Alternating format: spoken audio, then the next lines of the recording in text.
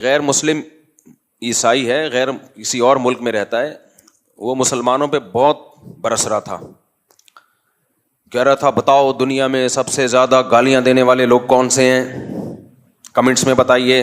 نیچے لوگوں نے لکھا مسلمز۔ بتاؤ دنیا میں سب سے زیادہ لڑاکا کون ہے، نیچے لوگوں نے لکھا مسلمز۔ اچھا وہ خود عیسائی تھا، میں نہیں کہہ رہا سارے عیسائی ایسے ہوتے ہیں، یہاں جو عیسائی رہتے ہیں تو بہت اچھے طریقے سے رہتے ہیں، لیکن ہر طرح کے لوگ ہر جگہ ہوتے ہیں۔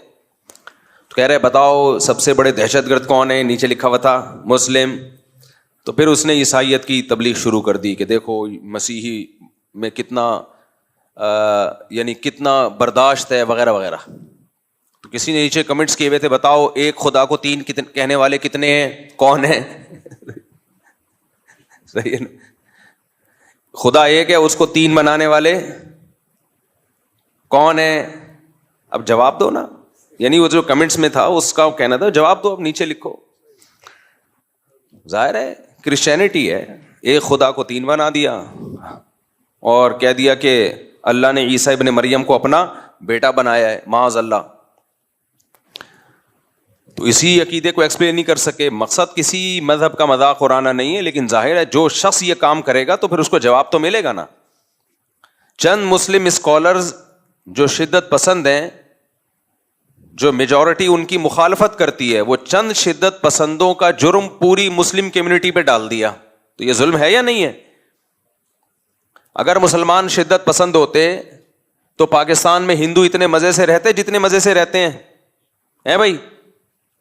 اگر مسلم شدت پسند ہوتے تو مسیحی لوگ اتنے مزے سے زندگی گزارتے ہیں یہاں جیسے گزارتے ہیں؟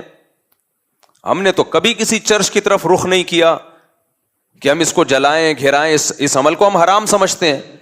ہمارے کلاس فیلو میں مسیحی لوگ تھے، جایا کرتے تھے چرچ، ہم نے تو کسی پہ کبھی زندگی میں طنز نہیں کیا۔ تو اب چند لوگوں کی بات کو پورے مذہب پہ ڈال دینا کتنا بڑا ظلم اور زیادتی ہے یہ۔ تو میرا مقصد یہ تھا اس طرح کا جب بھی کوئی طنز کیا کرے نا تو علمی دلائل نہیں دیے جاتے ایسے لوگوں کو، ان سے الٹا سوال پوچھا جاتا ہے، الٹا سوال پوچھا جاتا ہے کہ ہم اگر جیسے بھی ہیں اتنے برے نہیں ہیں کہ خدا کو ہی تین بنا دیں۔ یہ زیادہ بڑا جرم ہے، شرک سے بڑا جرم اس کائنات میں کوئی ہو نہیں سکتا۔ خدا ایک ہی ہے اور حقیقی معنوں میں ایک ہے، اس کے ساتھ کوئی شریک نہیں ہے، سربراہ ایک ہی ہوتا ہے، سربراہ ایک ہوتا ہے۔